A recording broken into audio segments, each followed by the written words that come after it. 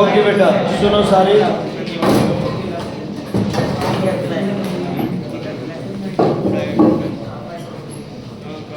क्या लिखा था बच्चे तुमने सबसे पहला? इंटरफेस लिखा है ना कल? जीवन फेस लिख लिया?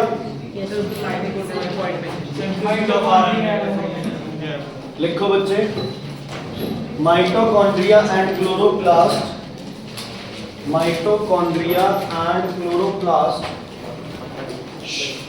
Mitochondria and chloroplast duplicates or multiplies. Mitochondria and chloroplast duplicates and multiplies. समझो? समझो? नीचे आशा नहीं होगा बच्चे आपने? बेटा रेस ही नहीं पड़ता, ये देख अभी सारों ने लाइन लिख ली, अभी भाई साहब स्टार्ट कर रहे हैं, सोच रहे हैं अभी मैं लिखूंगा या नहीं। हो गया बच्चे? मुझे एक चीज बताओ कि ये माइटोकॉन्ड्रिया क्यों अपने मल्टीप्लाई का स्पेशल क्यों बोला मैंने? सेल डिवाइड होना ना, सेल ग्रो हो रहा है, तो ये माइटोकॉन्ड्रिया को इतनी ज्यादा इंपॉर्टेंस क्यों दी गई है? Power house. क्या चाहिए सेल को? एनर्जी। क्या चाहिए सेल को? क्या चाहिए बच्चे? सेल को एनर्जी चाहिए। क्या चाहिए? एनर्जी। अगर नया सेल बनेगा तो माइटोकॉन्ड्रिया दोनों सेल्स में क्या होने चाहिए? बराबर। अगर दोनों सेल्स में माइटोकॉन्ड्रिया बराबर नहीं होंगे तो सेल को क्या नहीं मिलेगी? एनर्जी। फिर ग्रोथ कैसे होगी? अच्छा, क्लोरोप्लास्ट क्यों लिखवाया? क्योंकि प्लांट सेल की पहचान ही किस वजह से है? Prepared food. उसे खाना बनाना पड़ेगा। प्लांट सेल जैसे ही बना उसे क्या स्टार्ट करना पड़ेगा बच्चे?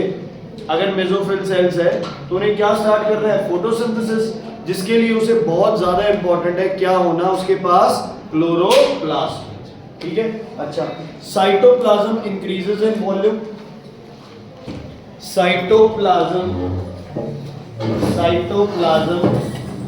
ये ले लो, cytoplasm increases in volume, cytoplasm increases in volume,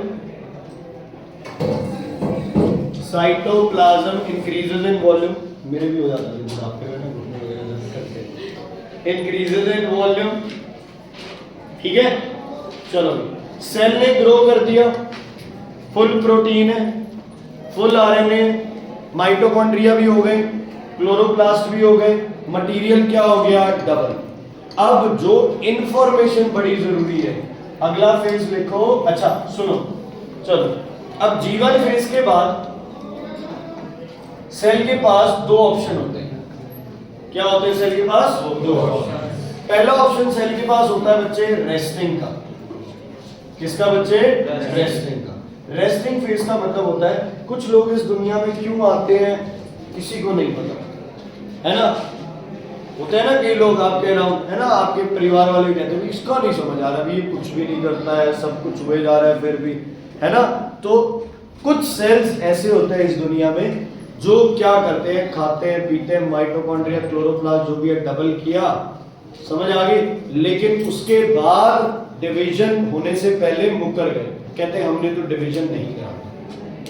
ठीक है, घर वालों ने पढ़ाया लिखाया, बढ़िया तुम्हें नौकरी दिलवाई कि शादी करेगा, आगे हमारी सेवा करेगा, लड़का लड़की कहते हैं भाई हम तो शादी नहीं करें। ठीक है, समझ आ गई? तो ये कौन सा फेज हो गया? Resting phase. मतलब सेल रेस्टिंग फेज में चला गया और इस दुनिया में एक सेल परमानेंट मेंबर है इस रेस्टिंग फेज का। वो कौन सा सेल है बच्चे? Nerve cell. कौन सा सेल है? Nerve cell, because it lacks centrosome. तुम्हारे ह्यूमन सेल्स में, मतलब एनिमल सेल्स में हर किसी में सेंट्रोसोम होता है। किसको छोड़ के? किसको छोड़ के? नर्व सेल को छोड़ के। नर्व सेल जब तुम पैदा हुए थे जितने थे तुम्हारी बॉडी में वो ग्रो करते गए, लेकिन बच्चे वो डिवाइड नहीं हुए। इसीलिए अगर नर्व्स ब्रेक डाउन हो जाए, है ना, खराब हो जाए नर्व सेल्स, तो दोबारा बच्चे रिवाइव नहीं हो सकते। नहीं तो क्या होता? रीजनरेट हो जाता ना, मान लो हाथ कट जाता, है ना, तो नर्व से, अब देखो मसल्स वगैरह तो रीजनरेट होते ही हैं, बोन्स भी तो आपस में क्या करती हैं? जुड़ ही जाती हैं, लेकिन नर्व्स क्या होंगी? रीजनरेट नहीं होती, because nerve cells do not divide. क्यों? क्योंकि इनके अंदर क्या नहीं होता? सेंट्रोसोम। अब ऐसा नहीं है, मैंने बताया ना नेचर का रूल है, ये एक ह्यूमन जनरेशन ही है जो कुछ ना करके भी बच्चे आराम से बैठी रहती है और पूरी जिंदगी निकाल देती है। नेचर ने ऐसा कोई रूल नहीं बनाया किसी के लिए, अगर आप काम करोगे तभी तुम्हारा सर्वाइवल है ना। लेकिन ह्यूमन रेस का ऐसे, अगर आप कुछ भी नहीं कर रहे हो फिर भी आप प्लांट्स को कार्बन डाइऑक्साइड तो दे रहे हो ताकि वो क्या कर ले बच्चे, फोटोसिंथेसिस कर ले और क्या बना दे, ऑक्सीजन। तो तुम इतने भी बेकार नहीं हो, तुम कुछ ना कुछ इस नेचर के क्या आ रहे हो, हेल्प कर रहे हो। सुनो ध्यान से, मान लो कोई सेल डिवाइड हो रहा है और बहुत सारे सेल्स प्रेजेंट हैं। अब सेल तो डिवाइड होता ही रहेगा, सेल तो क्या करेगा, डिवाइड होता ही रहेगा। तो बॉडी डिसाइड कर लेती है कि कुछ सेल्स है उनको किस फेज में डाल दो, रेस्टिंग फेज में। किस फेज में डाल दो, रेस्टिंग फेज में। जब बॉडी को जरूरत होगी तो आप इसको दोबारा डिवीजन के लिए ले आएंगे, अदरवाइज वो वहीं पड़े रहेंगे और वहीं अपना पूरी उम्र करके और मर जाएंगे। समझ आ गई? तो एक तो ऑप्शन था कि रेस्टिंग में चला गया, दूसरा ऑप्शन है किस फेज में एंटर कर गया, एस फेज में। जीवन के बाद दूसरा फेज है एस फेज। ये ऐसे थोड़ा सा लिख लो, याद रहता है एस फेज। एस फेज की फुल फॉर्म होती है बच्चे सिंथेसिस फेज, सिंथेसिस फेज। और किसका सिंथेसिस होता है इस फेज में, डीएनए। किसका सिंथेसिस होता है, डीएनए। क्योंकि डीएनए मटेरियल जैस्मिन क्या होना है बच्चे, डबल होना है ना। जितना है मटेरियल उससे मटेरियल क्या होना है, डबल होना है। तो मटेरियल डबल तभी होगा जब डीएनए खुद क्या होगा बच्चे, डबल हो जाएगा। कैसे डबल हुआ था, कल कराया थे ना, ऐसे वो धागे थे, नीचे से धागे क्या हो गए, खुल गए, उसके अराउंड क्या आ गए, और धागे बन गए। तो वो सारा कंसेप्ट ठीक है, क्लियर जशन जी, क्लियर है बेटा? कोई दिक्कत कोई परेशानी है तो बताएं, इतना ही फेज है। अब डीएनए बन गया, जीवन हो गया। एस फेज के बाद लास्ट एक क्रॉस चेक है, लास्ट एक क्रॉस चेक। तुमने पैकिंग कर ली कहीं जाने के लिए, गाड़ी में सारा सामान रख लिया, गाड़ी में बैठने के बाद आप थोड़ा सा एक रीचेक कर लेते हो, कपड़े रख लिए, पानी रख लिया, खाने का सामान रख लिया, वॉलेट है ना, नहीं है तो लेके आओ, है तो आगे बढ़ो। तो अगर आरएनए और प्रोटीन सेल को और चाहिए हो, सिंथेसिस फेज में अगर कुछ यूज हो गए और चाहिए, तो आरएनए और प्रोटीन क्या होते हैं बच्चे, सिंथेसाइज होते हैं। अदरवाइज इस फेज की कोई ज्यादा इंपॉर्टेंस नहीं, इस फेज की कोई ज्यादा इंपॉर्टेंस नहीं। समझ आ गई बच्चे? कोई दिक्कत है तो बताइए। अशरण जी क्लियर है? मनराज सर क्लियर है?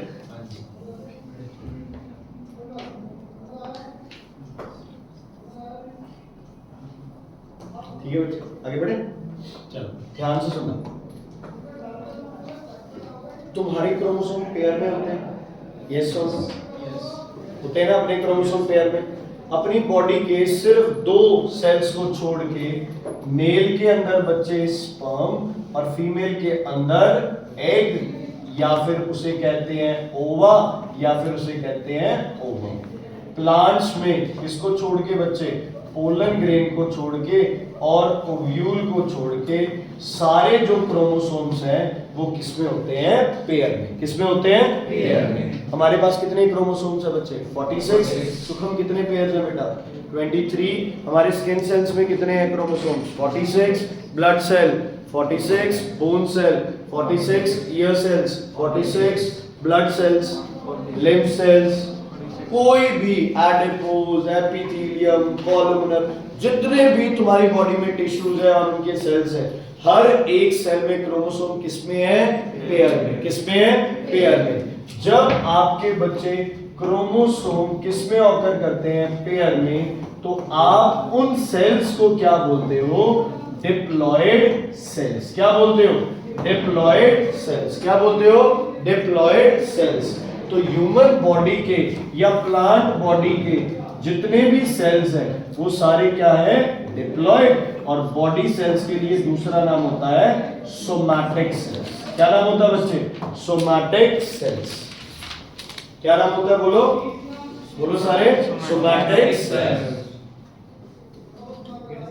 सोमैटिक सेल्स कोई भी सेल, अपने सारे बॉडी के जितने सेल्स हैं, बोन, मसल, जो भी सेल है आपकी बॉडी में वो कौन सा है? कौन सा है? Somatic cell. कौन सा है? डिप्लॉइड, मतलब क्रोमोसोम किसमें है? पेयर में। नंबर कितना है? 46। कोई भी एनिमल हो जाए, कोई प्लांट हो जाए, है ना, लेकिन इनको क्या बोलते हो आप बच्चे? इनको बोलते हो आप गैमेट्स। क्या बोलते हो? गैमेट्स। गैमेट्स में पेयर में नहीं है, बल्कि क्या है बच्चे? इंडिविजुअल। क्या होता है बच्चे? बोलो। इंडिविजुअल क्रोमोसोम्स होते हैं, तो इसको बोलते हो हैप्लॉइड। क्या बोलते हो? हैप्लॉइड। लिख लो गैमेट्स, ये हैप्लॉइड। अब पता है असली इसमें 23 क्यों होते हैं? 23 मिलेंगे स्पर्म से, 23 मिलेंगे एग से, फ्यूजन होगी, क्या बनेगा? जाइगोट। नंबर कितना हो जाएगा? 46। तो बच्चे में कितने क्रोमोसोम हो गए? 46। अगर इन दोनों में 46 होते, हरप्रीत, अगर इन दोनों में 46 होते तो बच्चे में कितने क्रोमोसोम आ जाते? 94। ठीक है, कितने आ जाते बच्चे? 92। तो क्या वो अपने पेरेंट्स जैसा होता? नहीं, क्योंकि क्रोमोसोम नंबर क्या हो जाता? डिफरेंट हो जाता। क्या हो जाता? डिफरेंट। ठीक है बच्चे, क्लियर है? किसी को कोई डाउट है तो बताइए। गुड बच्चों, क्लियर है? कुछ भी समझ आ गई? तो मैं डिप्लॉइड सेल बोलूं तो समझ आओ बॉडी के सारे सेल एक्सेप्ट कौन? Sperm and egg. और अगर मैं बोलूं हैप्लॉइड तो समझ लो कोई भी बॉडी का सेल नहीं, सिर्फ कौन? स्पर्म और एग की बात है। समझ आ गई बच्चे? क्लियर है? ओके, सुनो, सेल ने ग्रो कर लिया, अब सेल में क्या होगी? डिवीजन। सेल में क्या होगी? डिवीजन। और सबसे पहले सेल का कौन डिवाइड होगा बच्चे? कौन डिवाइड होगा सेल का सबसे पहले? न्यूक्लियस। न्यूक्लियस की डिवीजन को क्या बोलते हो आप? न्यूक्लियस की डिवीजन को आप बोलते हो कार्योकाइनेसिस। कार्यो means nucleus, kinesis means division. तुझे पता है तेरी ये कॉपी तूने सबसे गंदी ये मैनेज कर रखी है कॉपी। तेरे पास कैसे नोट्स रहेंगे आखिर तक? एक तू हो गया, ईशांत हो गया, ये जशन हो गया, पता नहीं कैसे मैनेज करते तुम राइटिंग। अब देख गंद देख कितना मारा था उसको। थोड़ा साफ सुथरा काम किया करो यार। एक वो मुमताज है पीछे, उसकी भी कॉपी ऐसे ही, खुद नहीं समझ आता उसको क्या है। बात लगा और ये सारा सही है, कवर ही नहीं है। इधर मैं टाइम तो नहीं वेस्ट करना चाहता, कवर इग्नोर कर दो, कवर नहीं है। क्या सही है ये देख अंदर तुम्हारा। लिखा तो हुआ है सर। अरे ये रहेगा नहीं 1 साल तक भाई। सर आपको दिखा रहा हूं। चलो दिखा दो। न्यूक्लियस डिवीजन क्या होगा बच्चे? कार्योकाइनेसिस। समझ आ गया? अब इसमें सबसे पहला फेज, अच्छा एक और चीज बच्चे, हम जो पहला पढ़ रहे हैं वो पढ़ रहे हैं माइटोसिस। ये एक प्रोसेस होता है, क्या होता है मैं तुम्हें बिल्कुल एंड में बताऊंगा। जब ये आप सब कर चुके होंगे ना तब बताऊंगा कि इसको माइटोसिस कहते हैं और ये माइटोसिस। अभी के लिए सिर्फ इतना मान लो कि माइटोसिस न्यूक्लियस की एक तरह की क्या है? डिवीजन। न्यूक्लियस की डिवीजन को क्या बोलते हैं? कार्योकाइनेसिस। कार्योकाइनेसिस के आगे 2 पार्ट्स होते हैं, माइटोसिस और मियोसिस। चलो आप आगे पढ़ेंगे, ठीक है? मतलब सॉरी, कार्यो और साइटो दोनों मिलके माइटोसिस मियोसिस बनाते हैं, बट वो आगे की चीज है, मैं आगे बताऊंगा। ध्यान से सुनना। सबसे पहला फेज आता है आपके पास प्रोफेज। क्या आता है बच्चे अपने पास? प्रोफेज। ध्यान से पहले सुन लो, मैं लिखवा भी दूंगा और ड्रॉ भी करा दूंगा, पहले कुछ नहीं ड्रॉ करना, सुनते रहो, ध्यान से सुनो। आपके पास था बच्चे, ये था हमारे पास एक सेल, इस सेल के अंदर हमारे पास था क्या बच्चे? न्यूक्लियस। न्यूक्लियस के अंदर था हमारे पास न्यूक्लियोलस। क्या था हमारे पास? न्यूक्लियोलस। समझ आ गया? इसके अंदर हमारे पास थे मान लो क्रोमेटिन फाइबर्स, 1 2 3 और 4। हम 4 का एग्जाम्पल लेके चलेंगे, ठीक है ब्रांशु जी? हम क्या करेंगे? 4 का, मैं गवाह बुलाऊंगा तेरे को, ठीक है, जब मुझे जरूरत पड़ेगी। हम किसका एग्जाम्पल लेके चलेंगे बच्चे? 4 का एग्जाम्पल लेके चलेंगे। कितने क्रोमेटिन फाइबर्स है ये? 4 क्रोमेटिन, ठीक है? अब यहाँ पे कौन प्रेजेंट होता है? याद है तुम्हें न्यूक्लियस के पास? कौन प्रेजेंट होता है न्यूक्लियस के पास? सेंट्रोसोम। कौन होता है? कौन होता है? सेंट्रोसोम। ध्यान से सुनना, कई सारी एक्टिविटीज होगी। ये सेंट्रोसोम जो है इसमें सेंट्रियोल्स जो होते हैं ये क्या हो जाएंगे? डुप्लीकेट। क्या हो जाएंगे? क्या हो जाएंगे? डुप्लीकेट। और इनमें से आपका जो एक सेंट्रियोल है वो क्या होने लग जाएगा? मूव करने लग जाएगा। क्या होने लग जाएगा? मूव। ठीक है, ये यहां आ जाएगा, ये यहां। समझ आ गई बच्चे? दोनों सेंट्रियोल्स क्या करेंगे? मूव। चलो आप इसको यहां ले आए, चाहे कोई चक्कर नहीं है। दोनों सेंट्रियोल्स कहां आ गए? ऑपोजिट पोल्स पे। कहां आ गए? ऑपोजिट पोल्स पे। इसी बीच जो ये वाली चीजें थी आपके क्रोमेटिन थ्रेड्स जो थे वो क्या हो गए? कंडेंस होके क्या बन गए बच्चे? कंडेंस होके क्या बन गए? बोलो, क्रोमोसोम। क्या बन गए? क्रोमोसोम। और कल मैंने तुम्हें बताया था कि हर एक क्रोमेटिन फाइबर, जब डीएनए डुप्लीकेट हुआ तो क्रोमेटिन फाइबर भी क्या हो गए? डबल। और क्रोमोसोम्स भी क्या हो गए बच्चे? डबल। अब इनको क्या बोलोगे तुम? Sister chromatids. क्या बोलोगे? Sister chromatids. ठीक है, कितने होंगे ये? कितने बनाए थे आपने? कितने होंगे? ठीक है। अच्छा, 1 से 46 वाला पूछ रहा हूं क्वेश्चन। ठीक है, क्या ये 1 और 2 है या 1 और 1 है? मैं चांटा मारूंगा, दे नहीं सकता ये। इतनी देर होगी मेरे को चुप बैठे हुए को। बोलो बच्चे, क्या ये 1 और 2 है या 1 1 है? 1 2 नहीं है। क्या ये दोनों होमोलोगस पेयर नहीं है? नहीं। ये पहले ने अपने जैसा बना लिया, दूसरे ने अपने जैसा, तीसरे ने अपने जैसा, और बना के क्या कर दिया? अटैच। जिस पॉइंट से दोनों अटैच है उसको क्या बोलते हो? सेंट्रोमियर। क्या बोलते हो? सेंट्रोमियर। अच्छा, अगर हमारे बॉडी सेल्स है तो उसमें इस जैसे कितने होंगे? 46। कितने होंगे? कितने होंगे? 46। हर क्रोमोसोम के कितनी सिस्टर क्रोमेटिड्स होंगी? 2। कितनी सिस्टर क्रोमेटिड्स होंगी? 2। समझ आ गई बच्चे? क्लियर है तो बताइए, नहीं तो आगे। मतलब क्लियर नहीं है तो बता दूंगा। डन? समझ आ गई? तो क्या हुआ इसमें? एक तो जो क्रोमेटिन थ्रेड थे वो क्या हो गए? कॉइल हो गए, कंडेंस हो गए, दिखने लगे in the form of chromosome. Centrioles क्या चले गए? दोनों साइड। और इन सेंट्रियोल से बच्चे ऐसे धागे निकलने स्टार्ट हो जाते हैं। क्या निकलने स्टार्ट हो जाते हैं बच्चे? ऐसे धागे निकलने स्टार्ट। इन धागों को क्या बोलते हो आप? Spindle fibres. क्या बोलते हो आप? Spindle fibres. और ये स्पिंडल फाइबर्स क्या करते हैं? जो आपके ये क्रोमोसोम्स हैं, इन क्रोमोसोम्स को ये स्पिंडल फाइबर्स इधर वाले घेर लेते हैं, ऐसे सेंट्रोमियर से अटैच कर लेते हैं। कहां से अटैच कर लेते हैं बच्चे? बोलो, सेंट्रोमियर से। कहां से अटैच कर लेंगे? सेंट्रोमियर से।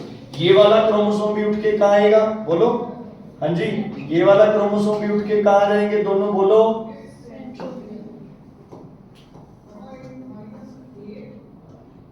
ये वाले भी उठ के कहां जाएंगे? सेंट्रोमियर। कहां से अटैच हो जाएगा? स्पिंडल फाइबर से। तो कितने अप्रोक्सीमेटली स्पिंडल फाइबर बनने चाहिए? इसमें तो 4, वैसे हमारी बॉडी में कितने? 46। कितने? 46। कितने क्रोमोसोम्स है इस डायग्राम में? 4 या 8? 4 या 8? 4।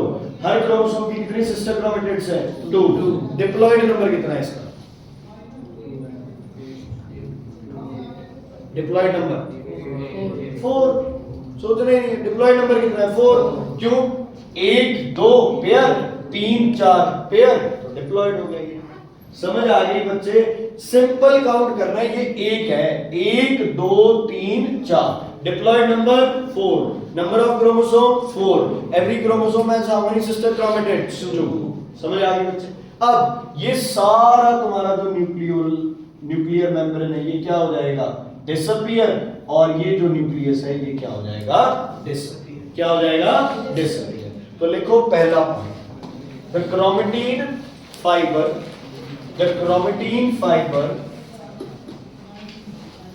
the chromatin fiber condense to form, the chromatin fibers condense to form chromosomes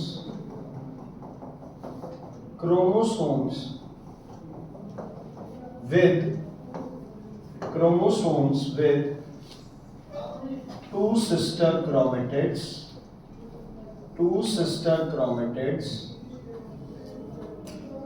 attached to each other, two sister chromatids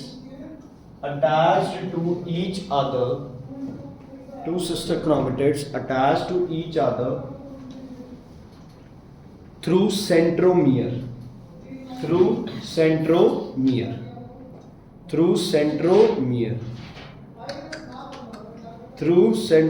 दो लाइन छोड़ दे, अब अगला कर ले पॉइंट, छोड़ दे, अगला पॉइंट लिख। Centrioles,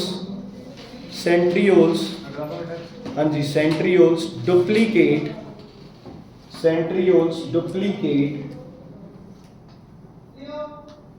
and move towards opposite poles,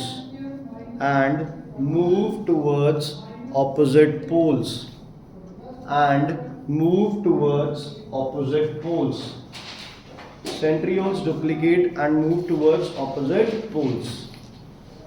ठीक है बच्चे, ठीक है। अब लिखो नंबर 3 क्या हुआ बच्चे? The chromosomes attached to the chromosome wait नहीं, इससे पहले वो बने हैं ना, स्पिंडल फाइबर बनाओ। The esters of opposite poles, the esters, ASTERS, ये जो रेस ही निकलती है ना सेंट्रियोल से, ASTERS, the esters of opposite poles form spindle fibers.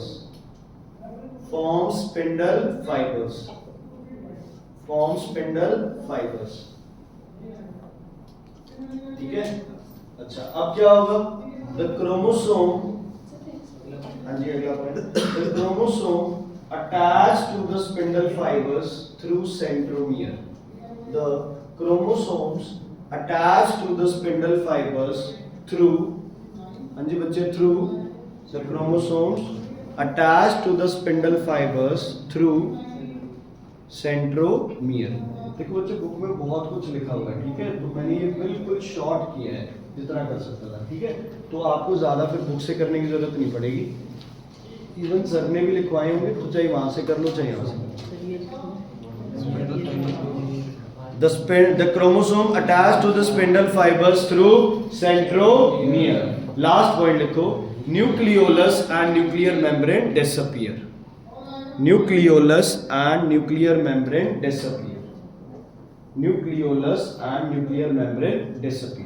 मैंने तुम्हें एक एक करके दिखाए थे बच्चे ये स्टेप, ठीक है। तो ये एक ही डायग्राम बना रहा है तुमने, एक ही डायग्राम बना रहा है। अच्छा, एक जहां प्रोफेज लिखा था ना, उसके ब्रैकेट में लिख लो लॉन्गेस्ट फेज होता है ये, मतलब किसका? माइटोसिस का। वैसे तो लॉन्गेस्ट कौन था? इंटरफेस था, इंटरफेस में भी कौन था? G1। लेकिन अगर कोई पूछे कि सेल डिवीजन का कौन सा फेज है सबसे लंबा, तो क्या लिखोगे बच्चे? प्रोफेज। क्या लिखोगे? प्रोफेज। दोबारा बोलो, सेल साइकिल का सबसे बड़ा फेज इंटरफेस, सेल डिवीजन का सबसे बड़ा फेज प्रोफेज। बराबर है। प्लांट सेल और क्या फर्क होगा बच्चे? मेम्ब्रेन कितनी आएगी? 2, और सेंट्रियोल्स नहीं होंगे। चलो बनाओ एक बार डायग्राम।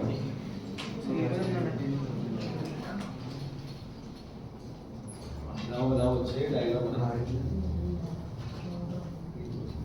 4 नंबर लेके चलेंगे, ठीक है। बनाओ बच्चे, फिर टाइम कहाँ है आज तो वैसे ही कम है टाइम।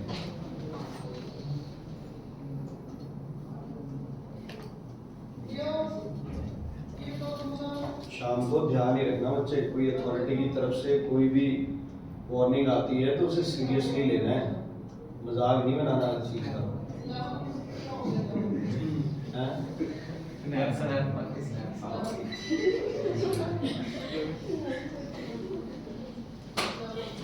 नहीं यार, फिर भी भाई कल जितने अटैक हुए ना सीरियसली, जैसे मेरे भी है ना, हमारे रिलेटिव भी रहते हैं वहाँ, वो कहते हैं कि सर 35 किलोमीटर ही अपनी अरे यार यहाँ तो 5 ही थे, वहाँ जैसलमेर में तो कहते थे शादी आती है और वो पटाखे नहीं चलाते कहते ऐसे हो रहे थे बारी बारी थोड़ी थोड़ी देर में। आप पता नहीं कितने गांव में वो मलबा पड़ा है, जगह जगह से वो उठा उठा के लेके आ रहे थे।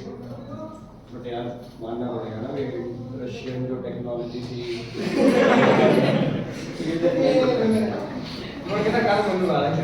एक आपको इजरायली जो technology S400 defence system S400 का जो एक इंडियन मेड भी है उसकी F-16 नहीं, जो अजय नाम से है ना, अजय कुछ अजय करके कुछ है, वो इंडियन मेड भी है।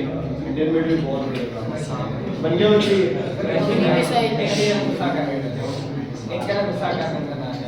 सर अग्नि मिसाइल चलो लिखो बच्चे आगे लिखो। प्रोफेज लिख लिया, आगे लिखो मेटाफेज। Metaphase metaphase metaphase. अच्छा सुनो बच्चे, प्रोफेज में तुम्हें सबसे पहले क्या दिखाई देंगे? ये क्रोमोसोम्स दिखाई देंगे। अदरवाइज ये क्या थे? क्रोमेटिन फाइबर्स थे, ये अपने को दिखाई नहीं देते थे। समझ आ गई? लेकिन क्या तुम क्रोमोसोम को काउंट कर सकते हो प्रोफेज में? देखो यहाँ तो हम कर लेते हैं, लेकिन तुम्हें पता है 46 क्रोमोसोम है, सारे ऐसे उलझे पड़े हैं, अटैच तो हो गए लेकिन सब एक दूसरे पे क्या कर रहे हैं बच्चे? ओवरलैप कर रहे हैं। तो विजिबल तो होते हैं प्रोफेज में, लेकिन अगला जो फेज है बच्चे मेटाफेज, उसमें क्या आते हैं? ये सारे क्रोमोसोम्स यहाँ इक्वेटर पे अलाइन हो जाते हैं। क्या हो जाते हैं बच्चे? बोलो क्या हो जाएंगे बच्चे? इक्वेटर पे अलाइन हो जाएंगे ऐसे। अगर इक्वेटर पे अलाइन हो गए ऐसे, तो ये फेज कौन सा है आपका? मेटाफेज। कौन सा है? मेटाफेज। क्या अब काउंट कर सकते हैं हम लोग? कर सकते हैं। It's just a simple case. घर वाले कहते हैं कहीं शादी में जाना है, कहीं जाना है ना, मेरे पास कोई कपड़े ही नहीं है पहनने के लिए, वो ठीक है। क्यों? क्योंकि आप सारे कपड़ों को ऐसे ओवरलैप करके रखते हैं। जब मदर या फादर आते हैं और वो अलग अलग बना देते हैं, भाई ये 10 ड्रेस होगी, है ना, अब काउंट कर लो, तो यही है। प्रोफेज में क्या थे? सब एंटैंगल्ड थे। काउंट कर सकते हो? नहीं। दिखेंगे? यस। अगर काउंट करने हैं तो कौन सा फेज होना चाहिए? मेटाफेज। कौन सा फेज? कौन सा फेज? मेटाफेज। तो पहले एक लाइन लिख लो, the chromosomes align themselves, the chromosome align themselves, the chromosomes align themselves at the equatorial plane, at the equatorial plane between the opposite poles, at the equatorial plane between the opposite poles, between the opposite poles। और फिर ये diagram है equatorial plane between the opposite poles, equatorial plane between the opposite poles, और फिर ये diagram बना। हर क्षेत्र में चाबी अपनी होती है, अगली बार बनाएगा। इधर और इधर वाली अपनी है, कोई चक्कर नहीं है। हाँ सही है। घर वाले सोच रहे हैं बच्चा पढ़ रहा है, नाम भी इतना अच्छा और कर्म भी ऐसा।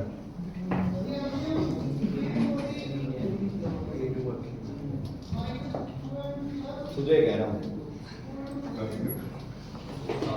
समझ गया जिसको कहा था वो अपने आप। हाँ जी करो।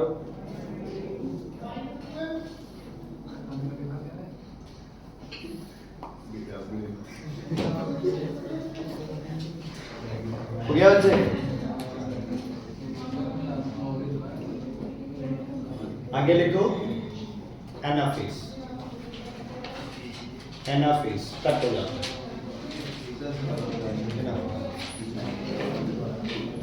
भारतेंद्र और मुमताज सुबह सुबह सैर करने निकलते हैं, है ना, अपने अपने डॉग के साथ। ठीक है, डॉग के साथ रस्सी बंधी हुई है।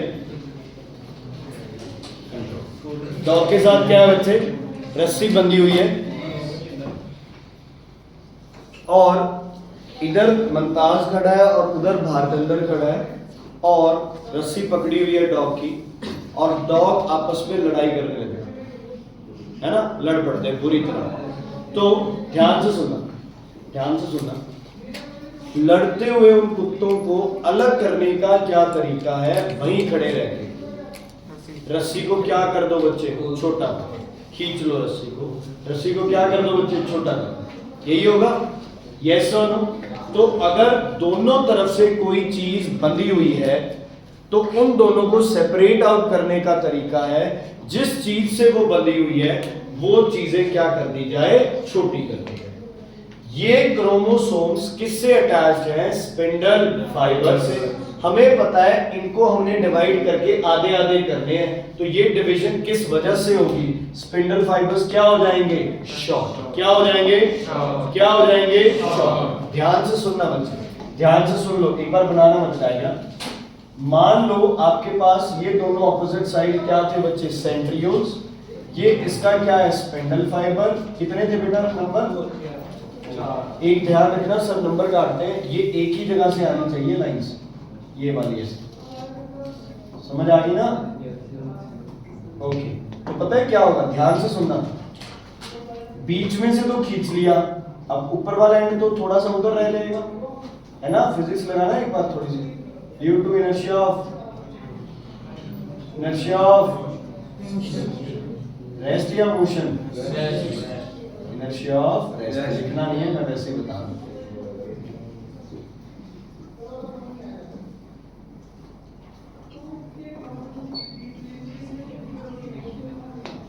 सुनो, तीसरा डायग्राम वो भी इधर को बनेगा। ऐसे थे बच्चे दोनों अटैच थे ना, है ना? ऐसे क्या थे बच्चे, अटैच थे, दोनों एक दूसरे के साथ क्या रहना चाहते हैं, अटैच। दोनों बहनें हैं बच्चे, है ना, सिस्टर क्रोमेटिड्स हैं। लेकिन जब इनको बीच में से अलग कर दिया तो दोनों एक दूसरे के लिए क्या कर रही हैं बच्चे, रो रही हैं। दोबारा क्या आना चाहती है, इकट्ठी आना चाहती है, लेकिन इकट्ठी नहीं आएगी, क्योंकि ये स्पिंडल फाइबर्स क्या होते जा रहे हैं, शॉर्ट। क्या होते जा रहे हैं, शॉर्ट। तो लिखो एनाफेज में, the sister chromatids separate, the sister chromatids separate and move to opposite poles. The sister chromatids separate and move to opposite poles and move to opposite poles. The sister chromatids separate and move to opposite poles by shortening of spindle fibers. By shortening of spindle fibers, by shortening of spindle fibers।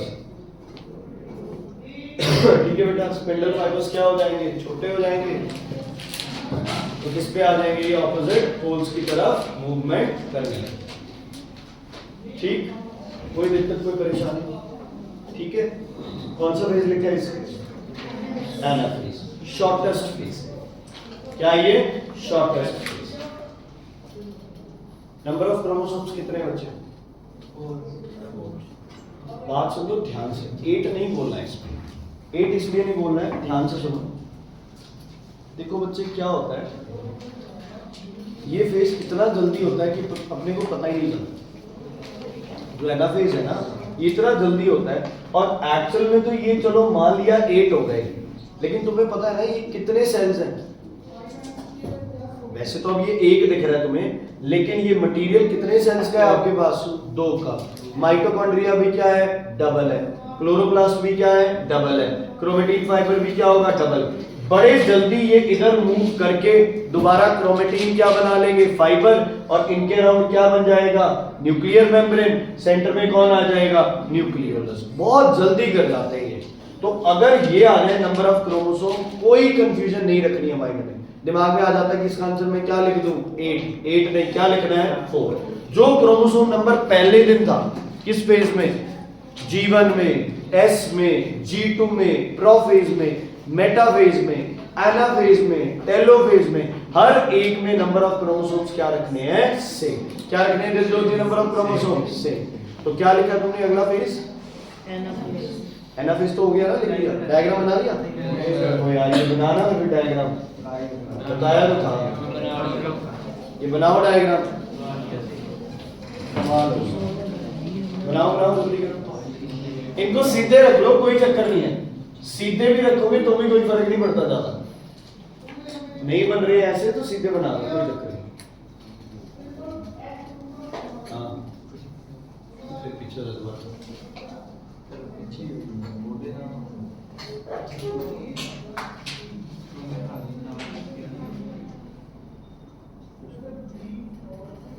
Sports cancel हो गया अब तो cancel ही मानो, कई बच्चों का तो cancel ही है, पोस्टपोन नहीं है।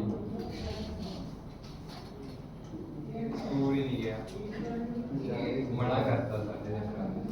अरे शाबाश, क्यों मना करती है? क्यों मना करती है?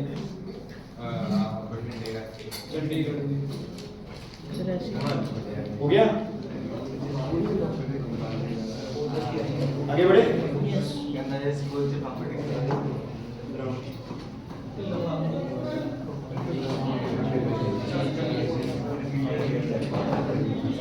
टेलोफेज,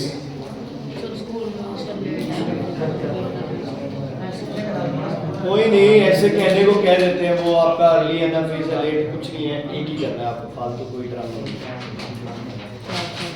चक्करों में नहीं पड़ना उसमें। वो ऐसे हो गया ना बच्चे, चार डायग्राम ऐसे बन गए, देखो जैसे पहले में क्या दिखा दिया, क्रोमोसोम, दूसरे में सेंट्रियोल्स उधर जाते हुए, फिर क्या बनते हुए स्पिंडल फाइबर, फिर अटैच होते हुए, तो वो तो बन ही सकते हैं। वैसे तो अर्ली लेट भी होता है प्रोफेज और ये सब, बट अपने में इतने चक्कर में पड़ना ही है, ठीक है। टेलोफेज, टेलोफेज में क्या होगा, सबसे पहले जो क्रोमोसोम ऑपोजिट पोल्स पे चले गए वो अनवाइंड हो जाएंगे, अनकॉइल होके दोबारा क्या बना लेंगे, दोबारा क्या बना लेंगे, क्रोमेटिन फाइबर्स बन गए। उसके बाद उनके अराउंड क्या बन जाएगी, न्यूक्लियर मेम्ब्रेन, फिर क्या बन जाएगा, न्यूक्लियोलस, है ना, ठीक है। तो लिख लो पहला point, the chromosomes uncoil, the chromosome uncoil to form chromatin fibres, the chromosomes uncoil to form chromatin fibers, uncoil to form chromatin fibers, ठीक है। अब लिखो nuclear membrane and nucleolus reappear, nuclear membrane and nucleolus reappear, nuclear membrane and nucleolus reappear। Third point लिखो, nuclear membrane and nucleolus reappear, reappear, लिखो लिखो पूरा लिखो इसे। and लास्ट है, a furrow is developed, a furrow is developed on the cell membrane, a furrow is developed on the cell membrane। Diagram बनाओ सारे पहले। A furrow is developed on the cell membrane, on the cell membrane, बनाओ सारे diagram बनाओ।